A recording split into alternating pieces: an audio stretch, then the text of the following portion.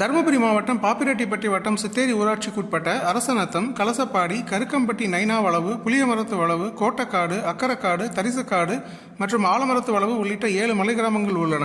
மலைவாழ் பழங்குடியினர் மக்கள் வசித்து வரும் இந்த கிராமங்களுக்கு கடந்த 78 ஆண்டுகளாக தார்ச்சாலை மற்றும் பேருந்து வசதி இல்லாமல் அங்குள்ள மக்கள் கடும் அவதிக்கு உள்ளாகி வந்தனர்.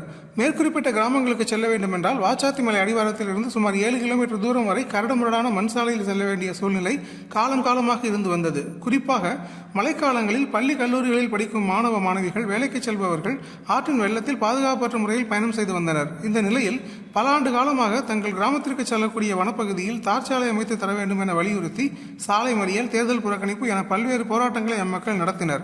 அதன் விளைவாக இப்பகுதி மக்களின் கோரிக்கையை ஏற்று தமிழக அரசு ரூ. 12.70 கோடி மதிப்பில் தார்ச்சாலை மற்றும் நலங்குபாறை ஆற்றின் குறுக்கே மேம்பாலம் அமைக்க அனுமதி அளித்தது. அதன்படி கடந்த ஆண்டு ஜனவரி மாதம் இதற்கான அடிக்கல் நாட்டு விழா நடந்தது. பிப்ரவரி மாதம் வேளாண்மைத்துறை அமைச்சர் M.R.K. பன்னீர்செல்வம் கலசப்பாடி செல்லக்கூடிய தார்ச்சாலையை திறந்து வைத்தார். அதனைத் தொடர்ந்து நேற்று அரூர் முதல் கலசப்பாடி மலை கிராமம் வரை போக்குவரத்துக்காக 2 சிற்றுந்துகளை மாவட்ட ஆட்சியர் சதீஷ் மற்றும் நாடாளுமன்ற உறுப்பினர் மணி ஆகியோர் கொடியசைத்து துவக்கி வைத்தனர். அதைத் தொடர்ந்து மாவட்ட ஆட்சியர் சதீஷ், நாடாளுமன்ற உறுப்பினர் மணி, அரூர் MLA சம்பத்குமார் மற்றும் பொதுமக்கள் அனைவரும் சிற்றுந்துகளில் மலையடிவாரத்தில் சாலையின் தொடக்கத்தில் இருந்து கலசப்பாடி மலை கிராமம் வரை சுமார் 7 கிலோமீட்டர் தூரம் பேருந்தில் பயணித்தனர்.